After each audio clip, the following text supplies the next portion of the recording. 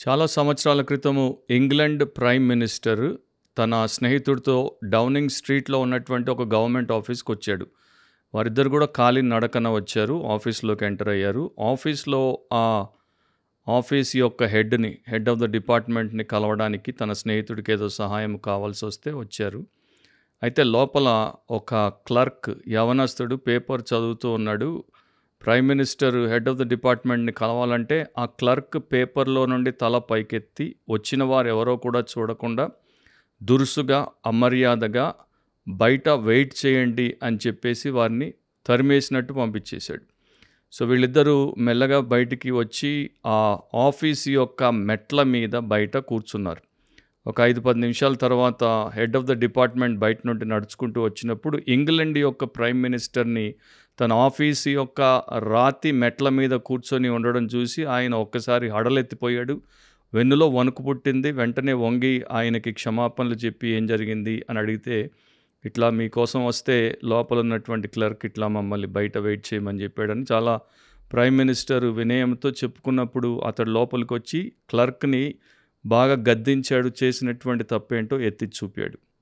అప్పటికి కానీ ఆ అమర్యాదస్తుడు మూర్ఖుడైనటువంటి క్లర్క్కి తాను ఎంత పెద్ద తప్పు చేశాడో తెలిసి రాలేదు. ఇదే ప్రకారము ప్రస్తుతము క్రైస్తవ లోకంలో అత్యధికులు, అందరూ కాదు కానీ అత్యధికులు తమ సృష్టికర్త సార్వభౌముడు అయినటువంటి దేవాది దేవుడితో వ్యవహరిస్తారు.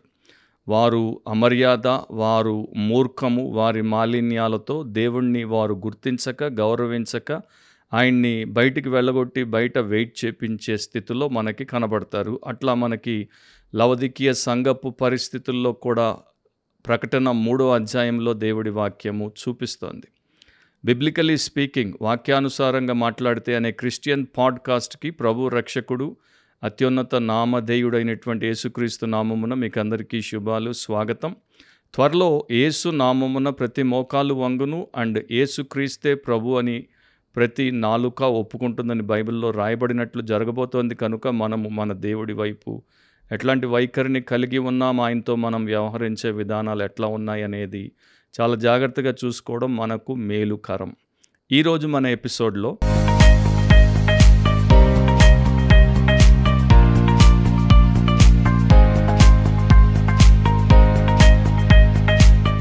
యేసుక్రీస్తు ప్రభు తన శిష్యులకి, అపోస్తలకి గ్రేట్ కమిషన్ ఇచ్చినప్పుడు, గొప్ప ఆదేశాన్ని ఇచ్చినప్పుడు, మొదట మార్కు సువార్త 16వ అధ్యాయం 15వ వచనంలో ఆయన సర్వలోకానికి వెళ్ళి సర్వ సృష్టికి సువార్తను ప్రకటించమని చెప్పాడు. మత్తయి 28వ అధ్యాయం 19వ వచనంలో సమస్త జనులను శిష్యులనుగా చేయమని చెప్పాడు. సో క్రీస్తు యేసునందు విశ్వాసం ఉంచినటువంటి ప్రతి ఒక్కరూ, ఆయన్ని వెంబడించడానికి ముందుకొచ్చినటువంటి ప్రతి ఒక్కరూ, వారు ఆయన యందు విశ్వాసము కలిగినటువంటి సంఘస్థులైనా లేకపోతే ఆయన చేత పిలువబడి సేవకు ప్రతిష్ఠింపబడినటువంటి సంఘ కాపరులైనా సేవకులైనా, వారందరూ కూడా ఈ యొక్క గొప్ప ఆదేశము కింద, ఆయన యొక్క అధికారము కింద అణిగి మణిగి ఉండాల్సినటువంటి వారు అండ్ దీన్ని తప్పకుండా వారు పాటించాల్సినటువంటి వారు. ఇది వారి యొక్క మూల కర్తవ్యము అనేది నేను మీకు చెప్పాల్సిన అవసరం లేదు. కానీ ప్రస్తుతం ప్రపంచంలో క్రైస్తవ లోకంలో చూస్తే చాలామంది దీని నుండి సైడ్ ట్రాక్ అయిపోయినట్టు, అంటే సువార్త ప్రకటన చేయడము కానీ లేకపోతే రక్షించబడినటువంటి వారిని విశ్వాస సంబంధమైనటువంటి శిష్యరికంలో తర్ఫీదుతో పెంచడము కానీ అనేది పూర్తిగా తగ్గిపోయాయి. కాకపోతే వేరే లోక సంబంధమైనటువంటి విషయాల మీదకి అత్యధికుల దృష్టి మరలిపోయింది. అవే వారి ధ్యాసగా మారిపోయాయి, అవే వారి జీవిత ధ్యేయముగా మారిపోయాయి. కనుక దేవుడి రాజ్యపు వ్యాప్తి కన్నా, దేవుడి రక్షణ కార్యము కన్నా, లోక సంబంధమైనటువంటి వీరి యొక్క వ్యక్తిగత అజెండాలకు వారు ఊతమిచ్చినట్టు అండ్ వాటి కోసమే వారు సమస్తాన్ని ఖర్చు పెడుతున్నట్టు కనబడుతుంది. ఆ పరిస్థితిలో మనము పెట్టుకోకుండా ఉండడం మన మూల విషయం, లేకపోతే మనకి చాలా ముఖ్యమైనటువంటి విషయం. ఈరోజు మన పాడ్కాస్ట్ యొక్క థీమ్ ఏంటి అంటే lives matter, not pews, views and likes. Lives matter, not pews, views and likes. జీవితాలు ముఖ్యం. ప్యూస్ అంటే చర్చిలో వేసే బెంచుల్లో కూర్చునేటువంటి వారు, లేకపోతే వ్యూస్, ఆన్లైన్లో మనకు వచ్చేటువంటి వ్యూస్, లేకపోతే మనకు పెట్టిన పోస్టులకి, వీడియోలకి లైకులు, ఇవి ముఖ్యము కాదు. దీని గురించి మనలో చాలా తక్కువ మంది దీర్ఘముగా లేకపోతే తీవ్రంగా ఆలోచిస్తున్నట్టు నాకు అనిపిస్తోంది. ప్యూస్, PEWS, చర్చ్‌లో ఒకప్పుడు బెంచీలు వేసి మనుషులను కూర్చోబెట్టేవారు. తర్వాత కాలక్రమేణా కుర్చీలొచ్చాయి. తర్వాత మెత్తని కుర్చీలొచ్చాయి. తర్వాత ఇంకా లగ్జూరియస్ సీటింగ్ అరేంజ్‌మెంట్స్ అనేవి ప్రపంచవ్యాప్తంగా ఉన్నటువంటి అధునాతన సంఘాల్లో మనకి కనబడుతున్నాయి. సో, చర్చిలో ఎన్ని వరుసల బెంచీల్లో ఎంతమంది కూర్చున్నారు అన్నది ముఖ్యమైనదిగా అనుకున్నా కూడా అది అత్యున్నతమైనది కాదు. ఆన్‌లైన్‌లో యూట్యూబ్‌లో గానీ, ఫేస్‌బుక్‌లో గానీ, లేక ఇన్‌స్టాగ్రామ్‌లో గానీ, లేక టెలిగ్రామ్‌లో గానీ, లేక వాట్సాప్‌లో గానీ ఎక్కడెక్కడైతే మన వీడియోలు మనం పోస్ట్ చేస్తామో, అవి లాంగ్ వీడియోలైనా, షార్ట్స్ అయినా, అక్కడ మనకొచ్చేటువంటి వ్యూస్ అంటే ఎంతమంది మనల్ని ఆన్‌లైన్‌లో చూస్తున్నారు అన్నవి ముఖ్యం అయ్యుండొచ్చు. కానీ అవి అత్యున్నతమైనవి కావు. They may be important but they are not utmost. దాంతో పాటు మనకొచ్చేటువంటి లైక్స్ ప్రోత్సాహకరంగా, ఎంకరేజింగ్‌గా ఉండొచ్చేమో కానీ అవి మన ఆత్మీయతకు లేకపోతే దేవుడు మన మీద వేస్తున్నటువంటి ఆమోద ముద్రకు, ఆ కొలమానానికి కొలతలు కావు. అది మనం తెలుసుకోవాలి.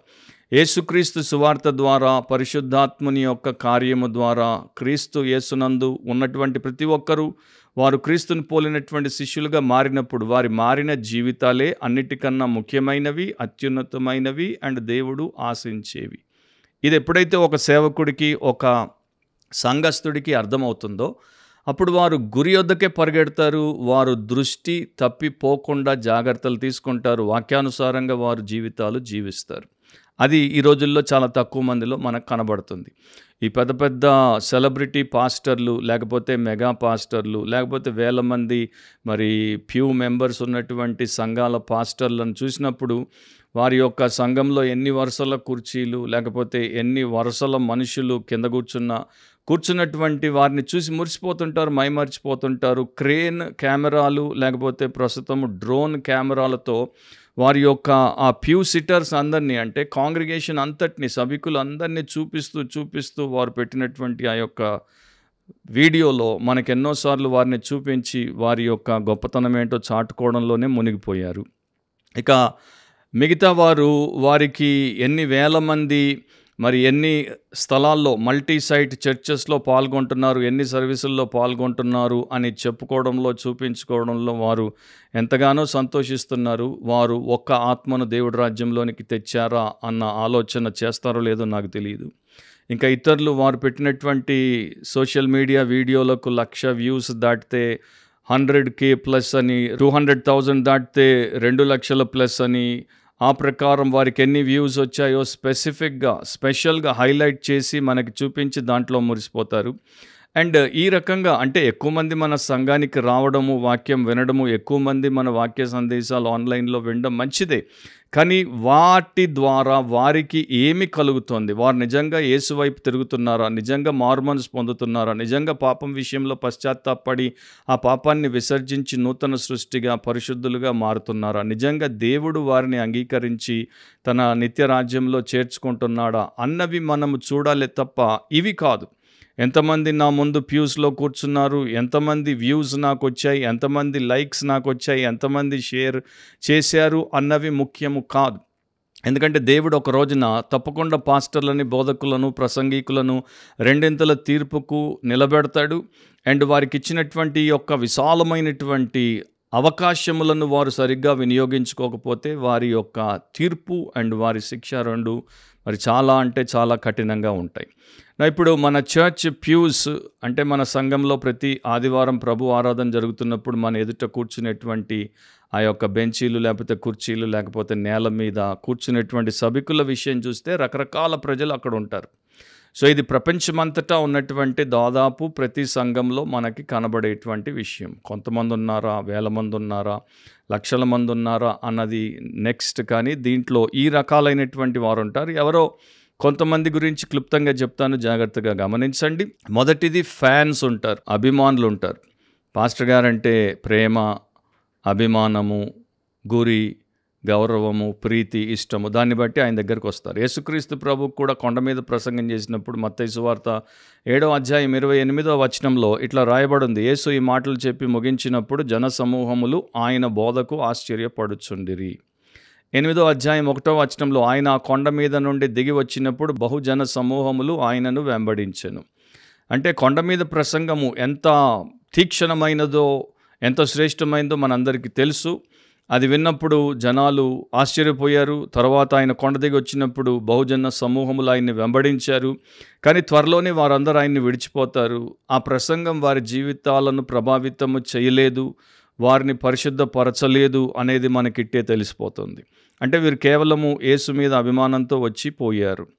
మత్తయి సువార్త 21వ అధ్యాయం 8వ వచనం 9వ వచనంలో జనసమూహములోను అనేకులు తమ బట్టలు దారి పొడుగున పరచిరి, కొందరు చెట్ల కొమ్ములు నరికి దారి పొడుగున పరిచిరి. జనసమూహములలో ఆయనకు ముందుగా వెళ్ళుచుండిన వారును వెనుక వచ్చుచుండిన వారును దావీదు కుమారునికి జయము, ప్రభు పేరట వచ్చివాడు స్తుతింపబడునుగాక, సర్వోన్నతమైన స్థలముల్లో జయము అని కేకలు వేయిచుండిరి.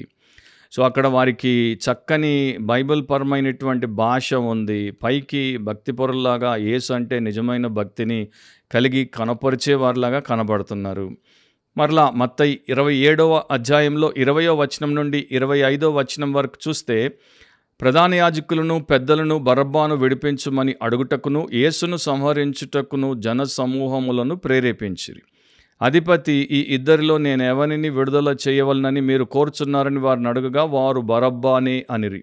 అందుకు పిలాతు అలాగైతే క్రీస్తు అనబడిన యేసును ఏమి చేతునని వారిని అడగగా సిలువ వేయమని అందరూ చెప్పిరి. అధిపతి ఎందుకు ఇతడు ఏ దుష్కార్యము చేసినని అడుగగా వారు సిలువ వేయమని మరి ఎక్కువగా కేకలు వేసిరి. పిలాతు అల్లరి ఎక్కువ అగుచున్నదే గాని తన వలన ప్రయోజనమేమీ లేదని గ్రహించి నీళ్లు తీసుకుని జనసమూహము ఎదుట చేతులు కడుగుకొని ఈ నీతిమంతుని రక్తమును గూర్చి నేను నిరపరాధిని, మీరే చూచుకొనుడని చెప్పాను. అందుకు ప్రజలందరూ వాని రక్తం మా మీదను మా పిల్లల మీదను ఉండునుగాక అనిరి. సో వీళ్ళు ఎంత మూర్ఖులైనటువంటి అభిమానులు చూడండి. ఆయన్ని క్రౌన్ హిమ్ అన్నారు. ఆయనకి కిరీటం పెట్టండి అన్నారు. మళ్ళీ ఇప్పుడు ఆయన్ని క్రూసిఫై హిమ్ అంటున్నారు. సిలువేయండి అంటున్నారు. ఒక రోజున ఆయన్ని రాజు అన్నారు. ఇప్పుడేమో ఆయన్ని బరబ్బా కన్నా ఘోరమైన రాక్షసుడు అంటున్నారు. సో ఈ ప్రకారము వీళ్ళు అభిమానులుగా ఉండేటువంటి వారే తప్ప నిజంగా ఆత్మీయులు కారు. నేను ఈ పేర్కొనబడినటువంటి ఏ పాస్టర్కి సరితూగను, చిన్న పాస్టర్ని, చిన్న చర్చ్. కానీ కొన్నేళ్లుగా మా చర్చ్లో కూడా కొంతమంది నా మీద అభిమానంతో వచ్చి మేము మీ ఫ్యాన్ అనేవారు. నేను అప్పుడు చెప్పేవాడిని మనందరం యేసు డిసైపుల్స్గా ఉండాలి, ఎవరి ఫ్యాన్ కాకూడదు. అయినా వారు వినేవారు కాదు. మీరు హైదరాబాద్లో బెస్ట్ పాస్టర్ అన్నారు. తర్వాత వారే నన్ను కాలదన్ని పోయి హైదరాబాద్లో వర్స్ట్ పాస్టర్ అంటే ఆయనే అని చెప్పుకుంటున్నారు. అట్లాంటి వారిని ఎంతోమందిని మనము చూసాం. రెండవది ఫూల్స్. మార్కు సువార్త 6వ అధ్యాయం 20వ వచనంలో మనకి మూర్ఖులు కనపడతారు. ఈయన మామూలు మనిషి కాదు. మరియు అతని మాటలు విన్నప్పుడు ఏమి చేయను తోచకపోయినను సంతోషముతో వినుచుండెను. హేరోద్ బాప్తిస్మమిచ్చు యోహాను బోధ తరచూ వింటున్నాడు. అండ్ విన్నప్పుడల్లా సంతోషపడుతున్నాడు. కానీ ఏమి చేయాలో అతనికి తోచట్లేదు. అంటే అతనికి వాక్యం విన్న తర్వాత సరైనటువంటి ప్రతిస్పందన అనేది కలగట్లేదు. అతడికి వివేకము లేదు, అతడు మూర్ఖుడు గనుక. ఈ ప్రవక్త ఎంత తీవ్రత కలిగినటువంటి పరిశుద్ధాత్మతో ప్రసంగిస్తున్నటువంటి ప్రవక్త బాప్తిస్మమిచ్చి యోహాను, మరి అంత పెద్ద పోరంబోకు పోకిరి టైపు ఆ యొక్క హేరోదు. ఆయన బోధనైతే ఇష్టపడుతున్నాడు, కానీ ఆ బోధ ద్వారా తన బ్రతుకు మార్చుకోవడానికి బొత్తిగా ఇష్టపడట్లేదు. సో ఇతడిని మనం ఏమంటాము? వివేకము లేనటువంటి ఒక మూర్ఖుడు. వింటాడు కానీ మారడు. సో ఇదే ప్రకారము మన చర్చెస్లో ప్రపంచవ్యాప్తంగా మన ప్యూస్లో ప్రతి లార్డ్స్ డే సర్వీస్ రోజున, అంటే ప్రతి ప్రభు ఆరాధన సమయంలో ఆ దినాన్న ఇట్లాగే లక్షల మంది వచ్చి కూర్చుంటారు. దేవుని సేవకులు దేవుని ఆత్మ మూలముగా వారి హృదయాన్ని ఛేదించేటువంటి, ఆత్మను ఖండించేటువంటి తీక్షణ వర్తమానాలు ఇచ్చినా కూడా వీరిలో కదలిక ఉండదు. వారు వింటారు, సంతోషిస్తారు, కానీ దానికి తమను తాము సమర్పించుకోరు. వీరు కేవలం టైం పాస్ చేసి పోతారు. వీరు మోసగించుకుంటారు, ఎదుట ఉన్నటువంటి వారిని కూడా మోసగించేస్తారు. అండ్ ఈ రోజుల్లో చాలామంది మన సేవలో ఉన్నటువంటి వారు బైబిల్తోనే కాలము గడిపేటువంటి వారు, దేవుడి వాక్యముతో నిండి నడిచేటువంటి వారు అని అనుకునేటువంటి వారు కూడా వీరిని డిసైన్ చేయలేకపోతున్నారు. అంటే వీరిని వివేచించి తెలుసుకోలేకపోతున్నారు. ఫర్ ఎగ్జాంపుల్ ఈ రోజున ఒక చర్చికి హేరోదు లాంటి రాజు వచ్చాడనుకోండి, ఆ పాస్టరు పైనుండి కింద పడిపోతాడు, తలకిందులైపోతాడు. ఎందుకంటే నా చర్చికి హేరోదు వచ్చాడు అండ్ నా మినిస్ట్రీ కింద హేరోదు కూర్చున్నాడు, నా బోధ హేరోదు విని చిరునవ్వులతో సంతోషిస్తున్నాడు అని దాన్ని ఆయన ఎన్ని ప్లాట్ఫామ్స్లో పెట్టేసి ప్రపంచమంతటా వైరల్ చేసేందుకు ప్రయత్నం చేస్తాడు. కానీ మనకు అర్థం అవ్వాల్సింది ఏంటంటే హేరోదులాగా వికారమైనటువంటి వ్యక్తిగానే ఉన్నాడు, కానీ విమోచింపబడిన విశ్వాసి కాడు. సో మన ప్యూస్లో కూడా ఇట్లాంటి మూర్ఖులు, మరి సెలబ్రిటీలు కావచ్చు, లేకపోతే గ్రేట్ పర్సనాలిటీలు కావచ్చు, వచ్చి కూర్చున్నప్పుడు మనం అంత మురిసిపోవాల్సిన పని లేదు. వారు మోసపోయారు, మనం మోసపోతున్నాం అనేది మనం గుర్తించాలి. సో అట్లాంటి వారిని బట్టి కూడా ఎంతోమంది ఘనతను పొందే ప్రయత్నం చేస్తున్నారంటే ఇక వారిని ఏమనాలి. ప్యూరిటన్ విలియం గుర్నాల్ అనే భక్తుడు ఇట్లా అన్నాడు, ఒక క్రైస్తవుడి జీవితము తన పరిచారకుని యొక్క ప్రసంగాన్ని ముద్రించాలి. అంటే ప్రతి వారము పాస్టర్ గారు చెప్పినటువంటి ప్రసంగము ద్వారా ఒక క్రైస్తవుడి జీవితం ప్రభావితమైనప్పుడు అది ముద్రించబడాలి, ఇతరులకు అది కనబడాలి. ప్రతిరోజు పాస్టర్ గారి ప్రసంగంలో ఉన్నటువంటి మర్మమును ఏదైతే ఆయన వీరి చెవులకు బోధించాడో దానిని వీరు తమ పొరుగువారి కనులకు వీరి జీవితము ద్వారా ప్రదర్శనలో చూపించాలి. సో ఈ రోజున మీరు చెప్పండి, ఎన్ని చర్చెస్లో ఎంతమంది, వేల మంది, లక్షల మంది, ఎన్ని సర్వీసులు, ఎన్ని మల్టీ సైట్ చర్చెస్, దాంట్లో ఎంతమంది ఈ టైపు ఆ పాస్టర్ గారు ఇచ్చిన పరిశుద్ధాత్మ పూర్ణమైన పరిశుద్ధ లేఖనాలకు అనుకూలమైన ప్రసంగాన్ని వారి జీవితాల్లో చూపిస్తున్నారు. మూడవది, ఫ్రాడ్స్ ఉంటారు.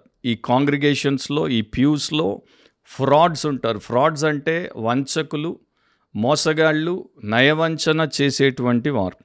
మార్కు సువార్త 3వ అధ్యాయం 2వ వచనంలో, అచ్చటి వారు ఆయన మీద నేరం మోపవలనని ఉండి విశ్రాంతి దినమున వారిని స్వస్థపరచునేమో అని ఆయనను కనిపెట్టుచుండిరి.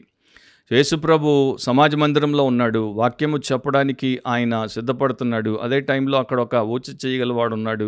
సో అక్కడ యేసు అంటే గిట్టనటువంటి యేసు వ్యతిరేకులు, యేసు యొక్క విరోధులు, విమర్శకులు అయినటువంటి మత ఛాందసులు, పరిసయ్యులు, శాస్త్రులు కూడా ఉన్నారు. ఇతరులేమో యేసును మరి ఇష్టపడి ఆయన బోధన విందామని వచ్చారు. వీరు మాత్రము యేసు అంటే ఇష్టము లేకుండా, యేసు అంటే వీరికి ద్వేషము, యేసును ఏదో రకంగా పట్టుకుందాం, దొరకబుచ్చుకుందాం, ఈయన అడ్డు తొలగించుకుందాం అనేటువంటి ఒక వంచనతో వచ్చి సైలెంట్గా ఆయన యొక్క ఎదుట ప్యూస్లో కూర్చొని ఉన్నారు.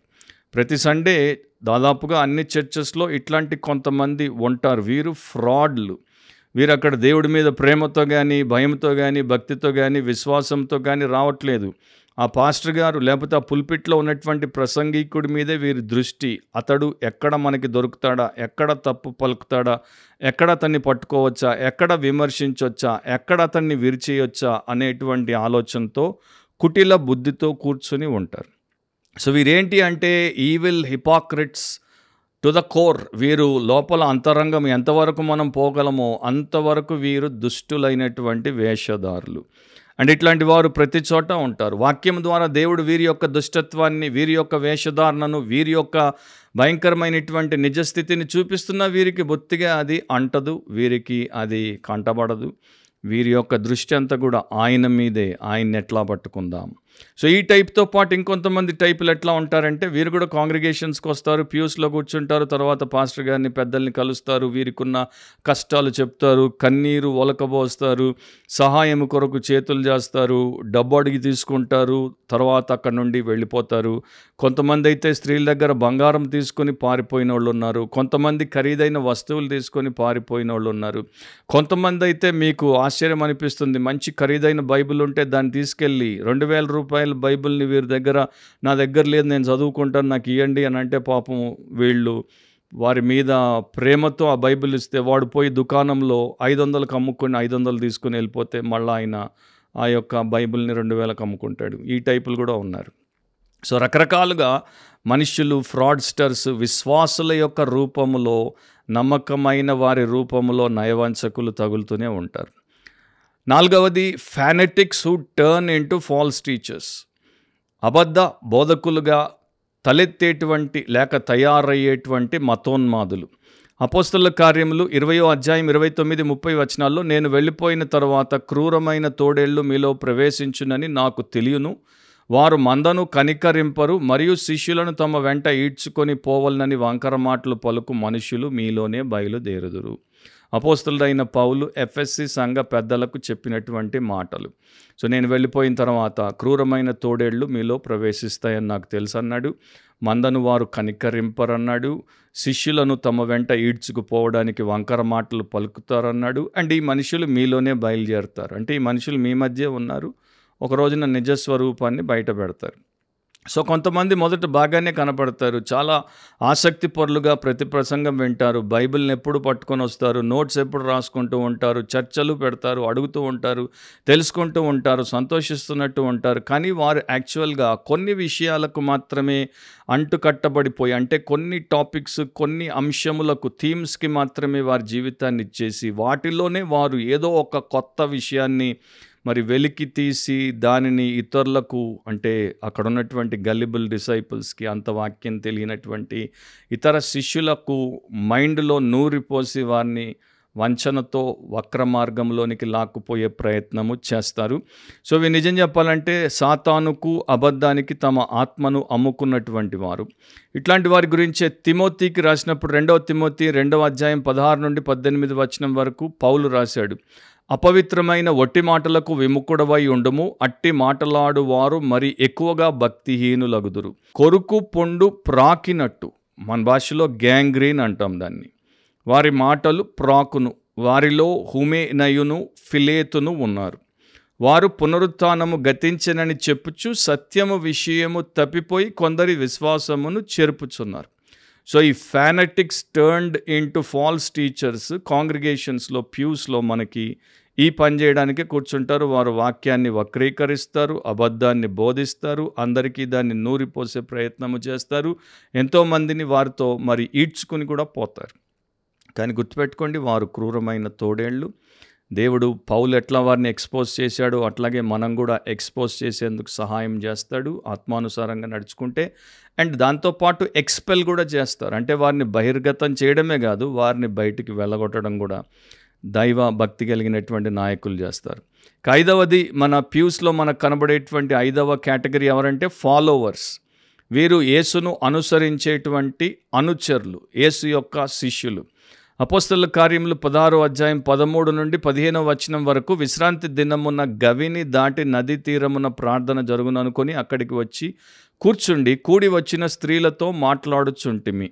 అప్పుడు లూదియా అను దైవభక్తి గల ఒక స్త్రీ వినుచుండెను. ఆమె ఊదా రంగు పొడిని అమ్ము తుయతైర పట్టణస్థురాలు.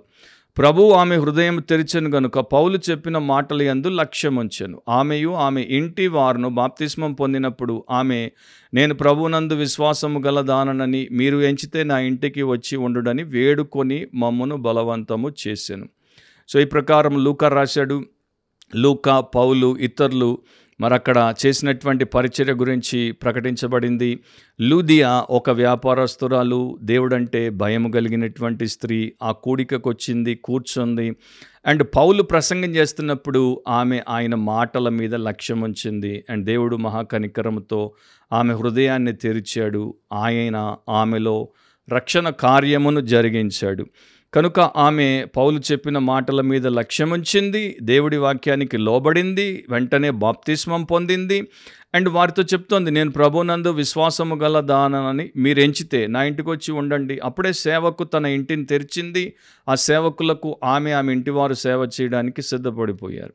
సో నిజమైనటువంటి దేవుని అనుచరులు ఎట్లా ఉంటారో ఈ ఉదంతంలో దేవుడు మనకి చూపిస్తున్నాడు. వారు భయము, భక్తి కలిగి ఉంటారు, శ్రద్ధాసక్తితో వాక్యాన్ని వింటారు, వాక్యానికి వెంటనే లోబడతారు, వాక్యము చెప్తున్నటువంటి ఆదేశాన్ని గైకొంటారు. దాంతోపాటు వారు విశ్వాసమును కలిగి ఉన్నారో లేదో సేవకులు ఎదుట తమను పెట్టి పరీక్షింపజేసుకుంటారు. పౌలుకి, లూకాకి, అక్కడ ఉన్నటువంటి శీలాకి, ఇతరులకి, ఆ బృందానికి ఎవరికి కూడా లూదియా భక్తిపరురాలు కాదు, విశ్వాసురాలు కాదు, క్రీస్తునందు ఉన్న వ్యక్తి కాదు అని అనిపించలేదు. కనుక వారి ఇంటికి వెళ్ళారు. సో ఇట్లాంటి అనుచరులు, ఫాలోవర్స్ ఆఫ్ క్రైస్ట్, వీరు యథార్థ పరులు. వీరు సింపుల్గా, సామాన్యంగా ఉండేటువంటి వారు, ఆత్మీయముగా తిరిగి జన్మించినటువంటి పరిశుద్ధులు, దేవుణ్ణి, దేవుడి పోలిన వారిని ప్రేమిస్తారు.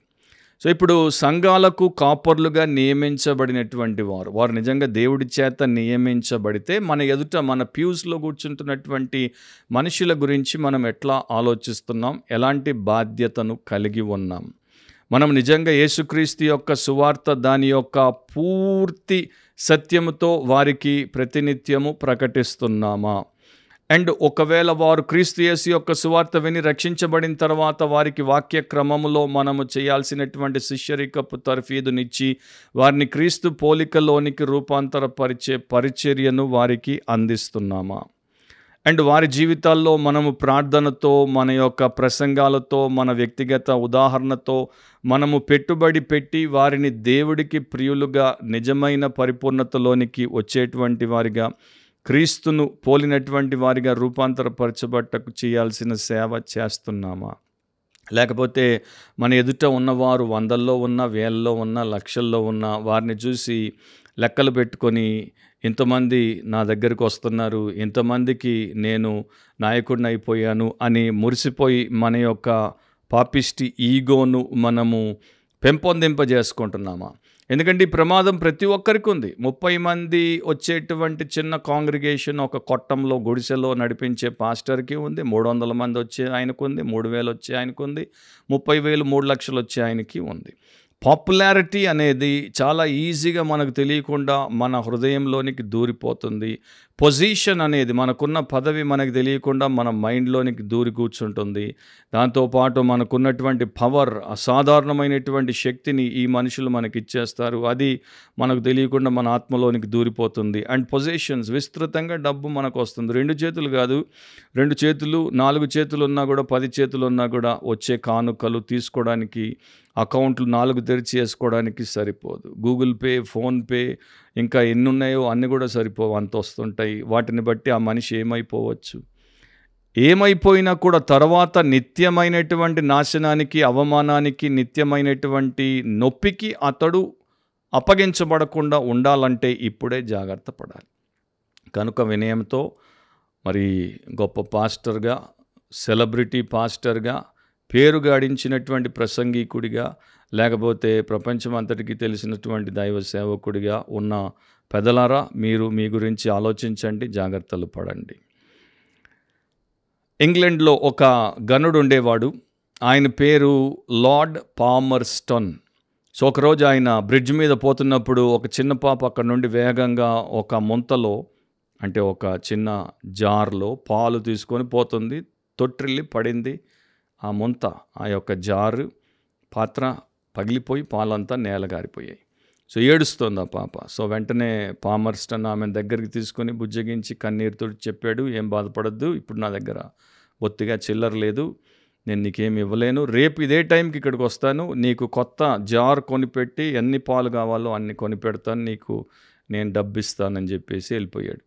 సో నెక్స్ట్ డే ఆయన పెద్ద గనుడు, వ్యాపారస్తుడు కనుక ఒక పెద్ద వ్యాపార సంబంధమైన మీటింగ్లో ఉన్నాడు. మీటింగ్లో ఉన్నప్పుడు చాలామంది ఆయనతో ఆ మీటింగ్లో పాల్గొంటున్నారు. ఆ టైం వచ్చినప్పుడు వెంటనే ఆయన లేచి వారికి చెప్పాడు, ఎక్స్క్యూజ్ మీ జెంటల్మెన్, పెద్దలారా నాకు మీరు సమయం ఇవ్వండి, నేను ఒక చోటికి వెళ్ళి రావాలి, ఎందుకంటే ఒక వ్యక్తికి నేను ఈ సమయంలో కలుస్తాను అని చెప్పి మాట ఇచ్చాను, మాట నేను నిలబెట్టుకోవాలి. అప్పుడు వీళ్ళందరూ ఏమన్నారంటే, ఇంత పెద్ద బిజినెస్ మీటింగ్లో మీరు ఉన్నప్పుడు ఇది మీరు ముగించుకోకుండా అటుపోయేసి మాట నిలబెట్టుకోవాలంటే ఈ వ్యాపారం సంగతి ఏంటి అంటే, వ్యాపారము కన్నా నాకు మాట నిలబెట్టుకోవడం ముఖ్యము అని చెప్పేసి వస్తానని వెళ్ళిపోయాడు. వెళ్ళిపోయి ఆ పాపకి చెప్పినట్టు ఆ పాప కోసం కొత్త జార్ కొనిచ్చి పాలు నిండా పోయించి డబ్బిచ్చి మరీ వచ్చాడు. సో ఈ ప్రకారము అది నేను హిస్టరీలో చదివినప్పుడు ఏమనిపించిందంటే, ఎంతోమంది యవనస్తులు వారు దేవుడి చేత మరి పిలువబడ్డాము, ప్రేరేపించబడ్డాము, దేవుడు మా హృదయంలో భారం పెట్టాడు, మాకు నశించి ఆత్మల్ని పగలు రాత్రి చూపిస్తున్నాడు, మేము నిద్రపోలేకపోతున్నాం, నెమ్మదిగా ఉండలేకపోతున్నాం, కనుక మేము దేవుడి సేవకు వస్తామని వచ్చినప్పుడు వారు ఎట్లా ఉంటారు, తర్వాత ఎట్లా అయిపోతారు, మనందరికీ తెలిసినటువంటి విషయమే. సో మొదట్లో వారు ప్రార్థనలు చేసినప్పుడు ఎట్లా చేస్తారు, ప్రభువా నేను నిన్ను మరి సేవిస్తాను, నిన్నే నేను మహిమపరుస్తాను, నీ చిత్తమే నేను జరిగిస్తాను, నీ కోసం ఎక్కడికైనా పోతాను, నీ కోసం ఏదైనా చేస్తాను అని ప్రార్థనలు చేస్తారు. అంటే దేవుడికి ఇన్ని ప్రమాణాలు చేసేసారు, ఇన్ని ప్రామిసెస్ ఇచ్చేసారు, దేవుడికి ఇన్ని మాటలు ఇచ్చేసారు, కానీ ఎన్నింటిని నిలబెట్టుకుంటున్నారు? ఎన్నిటికి వారు నిజంగా కట్టుబడి ఉన్నారు? తర్వాత దేవుడు ఏమైపోయాడు? తర్వాత వారు దేవుడికి ఇచ్చినటువంటి వాగ్దానాలు ఏమైపోయాయి? వారు ఆ తర్వాత వారికి వారే మరి ప్రభువుగా మారిపోయి వారి యొక్క చర్చ్, వారి యొక్క మినిస్ట్రీ, వారు చేసేటువంటి ఆ యొక్క లార్జ్ సర్వీస్ ఎన్ని రూపాల్లో ఎన్ని రకాలుగా జరిపిస్తారో అదంతా కూడా వారి అజెండా ప్రకారమే వారు చేసుకుంటూ పోతారు. అంటే వారు మాట నిలబెట్టుకోవట్లేదు. దేవుడితో వారు నమ్మకంగా వ్యవహరించుట లేదు. ఇక వారు లోక సంబంధమైనటువంటి ఈ ఇచ్చలకు, లస్ట్స్కి పడిపోయి వారికి కాంగ్రిగేషన్లో ప్యూస్ అట్లా పెరిగిపోతూ ఉంటే, తర్వాత ఆన్లైన్లో వ్యూస్ అట్లా పెరిగిపోతూ ఉంటే, లైక్స్, షేర్లు పెరిగిపోతూ ఉంటే, జనాలు వచ్చి వారి మీద వారిని తాకితే మేము తరించిపోతామని పడిపోతూ ఉంటే వారికి కింద ఉంటారా చెప్పండి? Cloud9 మీదకి వెళ్ళిపోతారు అండ్ వారు మోసపోతారు. సో సాతాను తోటలో, ఏదైనా తోటలో మొదటి దంపతుల దగ్గరికి వచ్చినప్పుడు మీరు ఆ పండు తిన్న వెంటనే దేవతల వలె ఉంటారన్నాడు. You shall be like gods. And ఈ రోజున సాతాను అదే చేస్తున్నాడు. మీకు దేవుడు ఎందుకు? మీరే దేవతలుగా మారిపోగలరు. ఇంతమంది మిమ్మల్ని ఆరాధిస్తున్నారు, ఇంతమంది మీ వెంట పడుతున్నారు, వారికి మీరే దేవుళ్ళు. ఎందుకంటే వారికి నిజమైన దేవుడితో సంబంధం లేదు, వారు నిజమైన దేవుడిని కోరుకోవడం కూడా లేదు. వారు వచ్చేది మీకోసం, వారికి మీరు కావాలి. మీరు చేసేది, మీరు చూపేది ప్రతిదీ వారు పడిపడి చూస్తారు.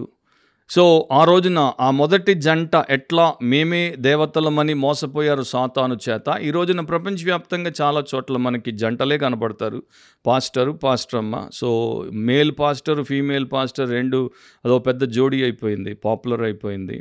అండ్ ఈ జంటలు కూడా ఇదే ప్రకారం మేమే దేవుళ్ళము, దేవతలం అని చెప్పేసి ఆ కాంగ్రిగేషన్స్కి, ఆ చర్చెస్కి, ఆ యొక్క పెద్ద పెద్ద కన్వెన్షన్స్కి మరి వారే పెద్దలైపోయి వారే వాటిని వారి యొక్క పట్టులో పెట్టుకునే ప్రయత్నం చేస్తున్నారు. ఇది చాలా దుఃఖకరము, అవమానకరము అండ్ ఇది నాశనకరమైనటువంటి ట్రెండ్. సో ఈ బ్యాడ్ పాస్టర్స్, చెడ్డ పాస్టర్లు, సెలబ్రిటీ పాస్టర్లు, ముఖ్యంగా సెలబ్రిటీలను వారు మేము సెలబ్రిటీలముగా మీరు ఎంచండి అని అనుమతించినంత కాలం వారు కూడా చెడిపోవడానికి అవకాశాలు ఎక్కువ ఉన్నాయి. వీళ్ళు ఏం చేస్తారంటే 3 చేస్తారు. ఒకటి, దే రీప్లేస్ జీసస్ క్లెవర్లీ. వీరు యేసును మనుషుల జీవితాల్లో నుండి చాలా తెలివితో తొలగించి వీరిని అక్కడ పెట్టేసుకుంటారు. రెండవది, దే రూయిన్ దేర్ ఫాలోవర్స్ క్రుక్కెడ్లీ. వారిని అనుసరించేటువంటి వారి జీవితాలను, అనుచరుల జీవితాలను వికృతంగా నాశనం చేస్తారు. మూడవది, they repay for their evil in eternity completely. వారు చేసిన దుష్ట కార్యములకు వారు నిత్యత్వము పూర్ణమైనటువంటి వెల చెల్లిస్తారు. అది మర్చిపోకూడదు. ఇక లాస్ట్, ఫెయిత్ఫుల్ కూడా మనకి కాంగ్రిగేషన్ ప్యూస్లో కనబడతారు, నమ్మకమైన వారు కనబడతారు. సో నాకు అందరికన్నా ఎక్కువగా పౌలే కనబడతాడు. అపోస్తలుల కార్యములు 9వ అధ్యాయం 17 నుండి 25వ వచనం వరకు ఇట్లా ఉంటుంది. జస్ట్ ఒక్కొక్క పాయింట్ ఏంటో చూపిస్తాను. అననీయ వెళ్ళి ఆ ఇంట ప్రవేశించి అతని మీద చేతులుంచి సౌలా సహోదరుడా అని అంటాడు. అంతవరకు సౌలు విరోధి, శత్రువు, కానీ ఇప్పుడు సహోదరుడైపోయాడు. ఎందుకంటే క్రీస్తులోనికి రక్షించబడిన వ్యక్తిగా వచ్చాడు కనుక. నీవు వచ్చిన మార్గంలో నీకు కనబడిన ప్రభు అయిన యేసు నీవు దృష్టి పొంది పరిశుద్ధాత్మతో నింపబడినట్లు. సో అతడు పాపక్షమాపణ పొందాడు, ఆత్మరక్షణ పొందాడు, ఇప్పుడు పరిశుద్ధాత్మతో నింపబడుతున్నాడు, నన్ను పంపి ఉన్నాడని చెప్పాను. అప్పుడే అతని కన్నుల నుండి పొరల వంటివి రాలగా దృష్టి కలిగి లేచి వెంటనే విధేయుడై బాప్తిస్మం పొంది సాక్ష్య రూపంలో ప్రపంచానికి తాను ఎవరికి చెందినవాడో చెప్పుకున్నాడు. తర్వాత ఆహారం పుచ్చుకొని బలపడెను. పిమ్మట అతడు దమస్కులోనున్న శిష్యులతో కూడా కొన్ని దినములుండెను. ఎట్లా డిసైపుల్స్ ఆఫ్ క్రైస్ట్తో సహవాసంలోకి వచ్చి వారితో ఉన్నాడో చూడండి. వెంటనే సమాజ మందిరములలో యేసే దేవుని కుమారుడని ఆయనను గూర్చి ప్రకటించుచూ వచ్చెను. సో వెంటనే సువార్త ప్రచారం కొరకు సాక్షి అయిపోయాడు, సేవకుడైపోయాడు, ప్రకటించువాడైపోయాడు.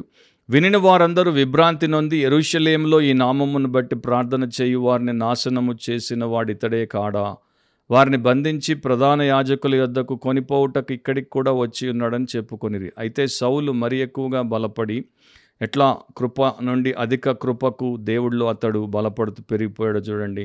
ఈయనే క్రీస్తు అని రుజువుపరచుచు దమస్కులో కాపురమున్న యూదులను కలవరపరిచెను. అనేక దినములు గతించిన పిమ్మట యూదులు అతనిని చంపనాలోచింపగా, సో సాక్షి హతసాక్షి స్థాయికి వచ్చేసాడు. ఆయన చంపేద్దాం అనుకున్నారు. ఈయన ఉంటే ఇక యేసుక్రీస్తు మయం చేసేస్తాడు లోకమంతా, అందరినీ యేసు వైపు ఆకర్షించేస్తాడు, తన వైపు కాదు. ఇదే ఈ గొప్ప ప్రపంచ ప్రముఖుడైనటువంటి అపోస్తలుడైన పౌలుకి ప్రస్తుతం ఉన్న చాలామంది నేమ్ సేక్ సెలబ్రిటీలకి ఉన్న వ్యత్యాసం. వారి ఆలోచన సౌలునకు తెలియవచ్చెను. వారు అతని చంపవలనని రాత్రింబగళ్ళు ద్వారముల యొద్ద కాచుకొని చుండిరి. కనుక అతని శిష్యులు రాత్రివేళ అతనిని తీసుకొని పోయి గంపలో ఉంచి గోడ గుండా అతనిని క్రిందికి దింపిరి. సో దేవుడి చిత్తం అప్పుడు ఆయన చావడము కాదు గనుక ఆయన ఇంకా చాలా చోట్ల నిలబడాలి, సాక్ష్యాలు ఇవ్వాలి, సేవ చేయాలి, సంఘాలు కట్టాలి, పత్రికలు రాయాలి, దేవుణ్ణి మహిమపరచాలి కనుక అట్లా ఆయన్ని తప్పిచ్చేశాడు. సో అపోస్తలుడైన పౌలు ఎంత గొప్ప వ్యక్తి, ఎంత గొప్ప విశ్వాసి, ఎంత గొప్ప దేవుని సేవకుడు. ఆయన జీవితము మరి ఎంత మందికి అది ఉపయోగపడుతోంది. 20 centuries అది అనేకులను తాకుతూ ప్రభావితం చేస్తుంది. దేవుడికి ఎంతో మహిమను తెచ్చాడు, మానవులకి ఎంతో మేలు చేశాడు. ఇట్లాంటి నమ్మకమైన, నిజమైన, నిష్ఠా నీతి కలిగిన సేవకులు, కాపర్లు, సంఘస్థులు మనకి ఈ సమయంలో అవసరం. క్రిస్టియన్ ఫిడెలిటీ అంటారు, అంటే క్రైస్తవ విశ్వాసములో నమ్మకంగా ఉండడం. ఒక భక్తుడు ఇట్లా అంటాడు, సూర్యుడైన తన గమనమును తప్పిపోవచ్చేమో కానీ అట్లాంటి ఫెయిత్ఫుల్ సర్వెంట్స్ ఆఫ్ గాడ్, నమ్మకమైన దేవుని సేవకులు దేవుడు పెట్టిన మార్గము నుండి వైదొలిగి పోరు. సూర్యుడైనా తన దారి తప్పొచ్చేమో కానీ వీళ్ళు దారి తప్పరు. సో జార్జ్ విట్ఫీల్డ్ ఆయనతో భక్తిపరుడైన ఒక సేవకుడిని కలిసి దేవుడి సేవకు పంపినప్పుడు ఇద్దరు ఒక చోటికి వచ్చిన తర్వాత ఒక హోటల్ లాంటిది, పబ్లిక్ హౌస్ అనేవారు ఆ రోజుల్లో. రాత్రి అక్కడ బస్ చేసి పడుకుందాం అనుకుని ఆ గదిలోనికి వెళ్ళి వీళ్ళు పడుకునే ప్రయత్నం చేస్తుంటే పక్క గదిలో కొంతమంది జూదగాళ్ళు జూదమాడుతూ పెద్ద పెద్ద కేకలు, కొట్లాటలు, దేవదూషణలు చేస్తున్నారు. సో విట్ఫీల్డ్ పడుకోలేకపోయాడు, లేచి కూర్చున్నాడు, అసహనానికి గురయ్యాడు.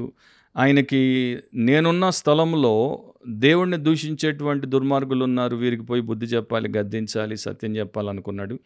ఈ పక్కన భక్తిపరుడు అతన్ని వారించాడు, వద్దులే మన మాట వారు వినరు, వారు చేసేది ఆపరు, వారిని వదిలేయడం మంచిది అంటే విట్ఫీల్డ్ అన్నాడు, లేదు నేను అట్లా వారిని విడిచిపెట్టను, వారికి నేను పోయి చెప్పాల్సినటువంటి సత్యాన్ని చెప్తాను అని లేచి పోయాడు.